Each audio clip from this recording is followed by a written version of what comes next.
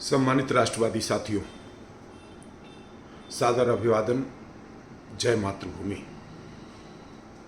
मैं श्रीनिवास राष्ट्रवादी, संस्थापक भारत रक्षा दल ट्रस्ट, आज आप सभी के समक्ष कल वक्फ बोर्ड के वर्तमान संवैधानिक अधिकार, उसके प्रारूप, उसकी संरचना इत्यादि में एक परिवर्तन का जो विधेयक लोकसभा में पेश हुआ था, उस संदर्भ में आप सबसे कुछ बात करना चाहता हूं। सम्मानित राष्ट्रवादी साथियों, वर्तमान वक्फ बोर्ड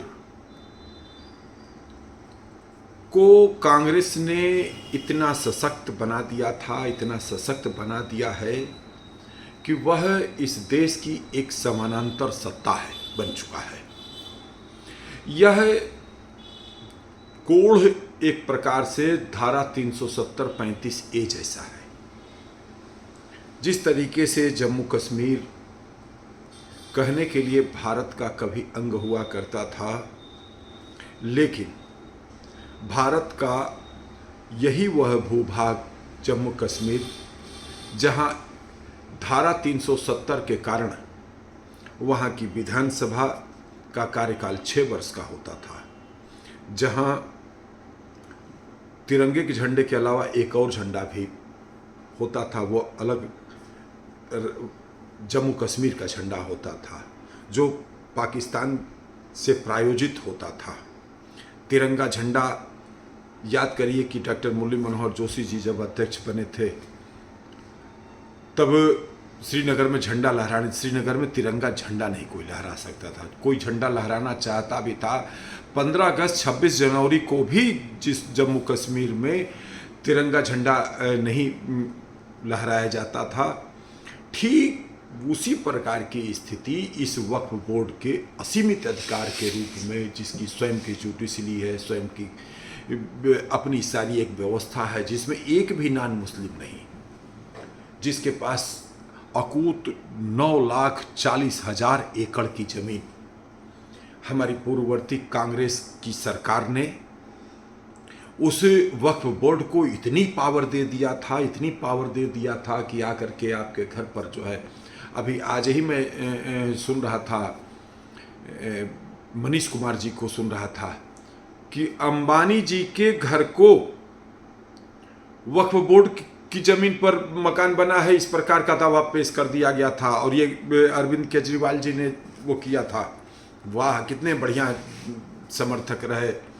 वक्फ बोर्ड को तथाकथित सेकुलरवादी ताकतों ने, जो कि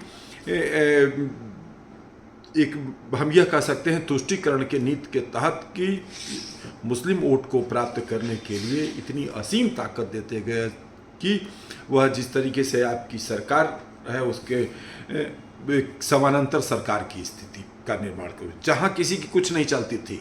वह कहने के लिए वक्फ बोर्ड केवल भारत सरकार का एक अंग था, लेकिन भारत सरकार जो है उसमें अपॉइंटमेंट भी करती थी, लेकिन अपॉइंटमेंट किसका होता था?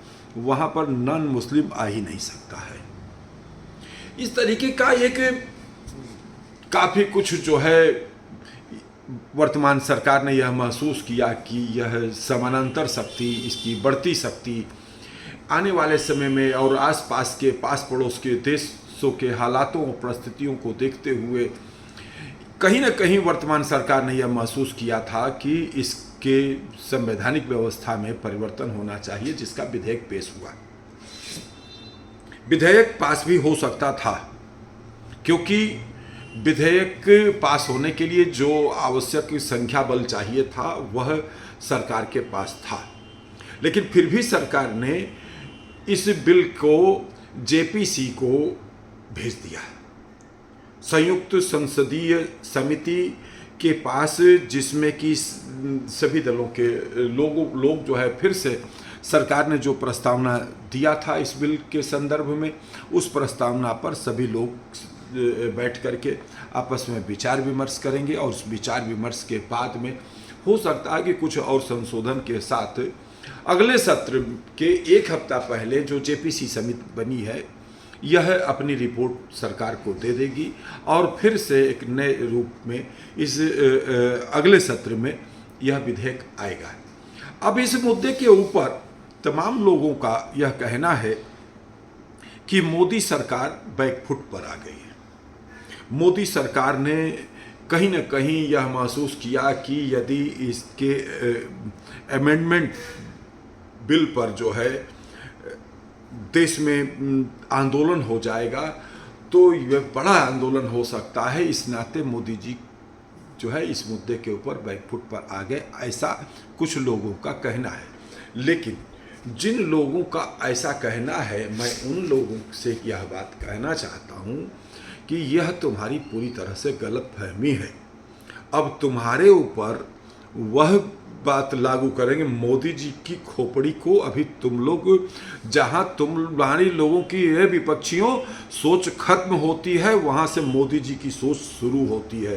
अभी बच्चे हो राहुल गांधी और अखिलेश यादव और तेजस्वी यादव, अभी तुम लोग खेलो कूदो बच्चा, वो ये मोदी जी की राजनीति को तुम नहीं पकड़ पाओगे। इतनी ऊंची तुम्हारी सोच ही नहीं है, क्योंकि तुम को जो संस्कार जिस प्रकार के माहौल में जो संस्कार मिला है वह उच्च माहौल नहीं रहा है, ये आप लोग भी जो है जानते हो। और राहुल गांधी के तो सारे सलाहकार जो है उस व्यक्ति को कैसे कैसे सलाह देते हैं, भगवान ही उसके मालिक है। खैर हमको उससे कोई मतलब नहीं, वो उनका अपना मामला है। मेरा मानना है कि मोदी जी ने वह गेम खेला है इसमें जिसमें कि विपक्ष 50 जूते और 50 प्याज की कहानी एक है, वो सुना देता हूं, वो स्थिति आएगी। एक चोर पकड़ा गया और उस चोर के सामने जो है सजा के तौर पे ये कहा गया कि देखो तुम्हें सजा के रूप में 50 जूते मिलेंगे और अगर 50 जूते नहीं खाना चाहते हो तो 50 प्याज खा लो। तो चोर ने सोचा कि जो है जूता न खा करके प्याज ही खा लें। फिर जहाँ 4-5 प्याज छील करके खाया उसके आँख से एकदम भर भर पानी आने लगा। तो उसने कहा भैया ऐसा करो जूता मान लो, हमको जो है हम प्याज नहीं खा पाएंगे। तो जहाँ 5 जूता पड़ा उसको जो है तो फिर अरे नहीं हम प्याज खा लेंगे। इस तरीके से वो चोर जो है 50 जूते भी खाया और 50 प्याज भी खाया। आज तुष्टीकरण के नीति के तहत जो विपक्ष इस देश को, इस देश की जनता को, एक समुदाय को भ्रमित करके वोटों का एक वो बना रहा है, समीकरण बना रहा है, उस समीकरण की तोड़ है जेपीसी को वक्फ बोर्ड के संशोधित प्रस्तावना का बिल देना और उन्हीं से राय मांगना। अब आप के सामने यह होगा। अब देखिए उसमें दिग्गज लोग भी हैं, ऐसा नहीं कि तुम जो चाहोगे लिख दोगे, जो है उसमें बहसबाजी होगी। अब बहसबाजी एक एक छोटे छोटे मुद्दे पर होगी। 44 बिंदु हैं उसमें प्रस्तावित प्रस्तावना के में परिवर्तन के 44 बिंदु हैं। देखते हैं आप कहां कहां काटते हो और आप ही इस बिल को पास कराओगे। ये मोदी जी की नीति है। आप विरोध करके देखो और आप आइए, हम तो अनुरोध करना चाहते हैं कि हम विभिन्न चैनलों से अनुरोध करना चाहते हैं कि सभी पार्टियों को वह आप अवसर दीजिए और सभी पार्टी वर्तमान वक्फ बोर्ड के मुद्दे के ऊपर अपने विचार दें और जो विपक्ष भी अपना विचार दे, सत्ता पक्ष भी विचार दे और जनता के बीच में ये मुद्दे को जाने दीजिए। आप अभी तो मोदी जी ने इस मुद्दे को जेपीसी को दिया है। हम तो कह रहे हैं कि इस मुद्दे को हम आप राष्ट्रवादी जनता के बीच ले चलें और इस वक्फ बोर्ड के वर्तमान प्रारूप और प्रस्तावना पर, इसके कार्य और अधिकार के ऊपर जनता के बीच में चर्चा किया जाए। छोटी छोटी गोष्ठियों के माध्यम से इस पे चर्चा को आगे बढ़ाया जाए और बताया जाए कांग्रेस की करतूतें कि कांग्रेस ने इस देश के साथ क्या किया है, इस देश को जो है गजवाए हिंद के रूप में स्थापित करने की कांग्रेस की क्या कार्य योजना है। इस बात का पर्दाफाश भी होगा। तो कुल मिलाकर के मैं सभी राष्ट्रवादी साथियों से कहना चाहता हूं, साथियों घबराने की ज़रूरत नहीं है।